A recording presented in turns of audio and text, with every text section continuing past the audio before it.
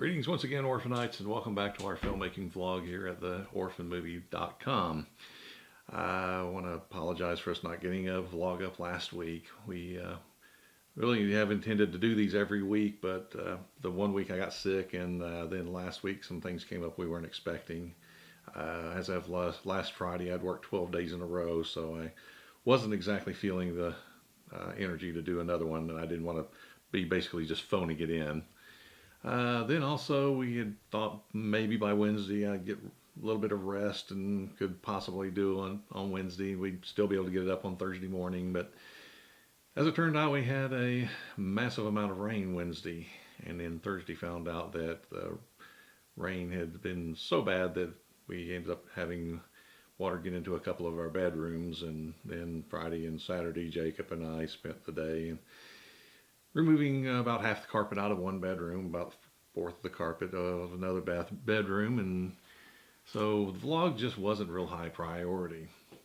But it actually gave me a good idea for a subject for us to do this time around, which is, for lack of a better term, expecting the unexpected, or trying to plan for the unexpected. It's not really something you can do, but it's something you have to keep in mind. Whenever you first do your scheduling, especially for a first-time filmmaker, you want to think that everything's going to go just right, that everything's going to be just perfect, and flow's going to be terrific. So you end up going into it really optimistic, thinking, well, we're going to be able to take this much time to do this setup. It'll take this long to film this scene, and it'll take this long to do this other thing. And you just really have to take into consideration that when something can go wrong, it will. And it's going to snowball oftentimes. It's really not a good idea to plan something really tight and not give yourself any leeway, because suppose one of your actors has a flat tire on the way to the set, or a crew member doesn't plug their phone in the night before, their alarm doesn't go off in the morning. There's always things like that are going to happen. Of course, there's other things, catastrophic things that could happen. Somebody knocks a light over, the bulb breaks, and the nearest bulb that you can get is 30 miles away, something like that.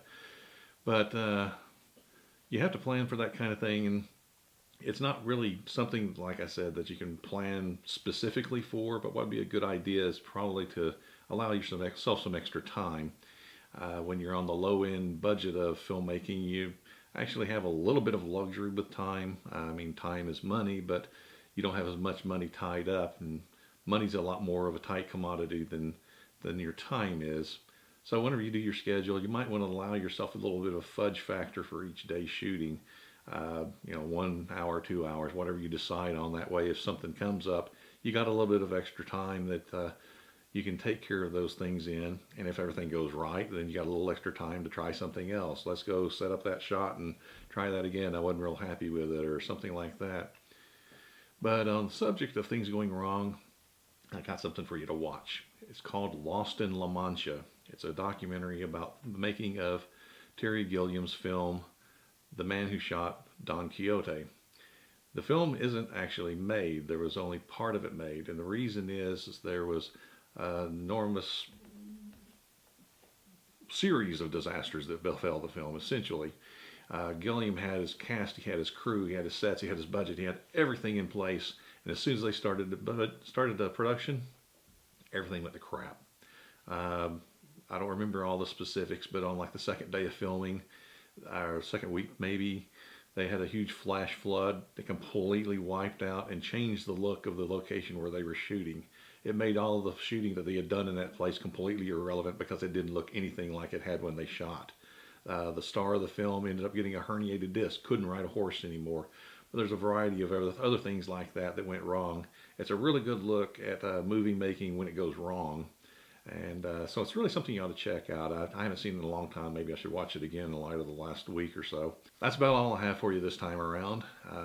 Like I said, check that out. And check us out. We're on the internet on our website, theorphanmovie.com. We're on Instagram, Facebook, and Twitter, The Orphan Movie. And our email, of course, is realorphanmovie@gmail.com. We really want to hear from you. That's about wraps it up this time around. As always, I'm Jonathan Russell, and he's Jacob Sangster, and you're you, and we appreciate you watching and look forward to coming back next week.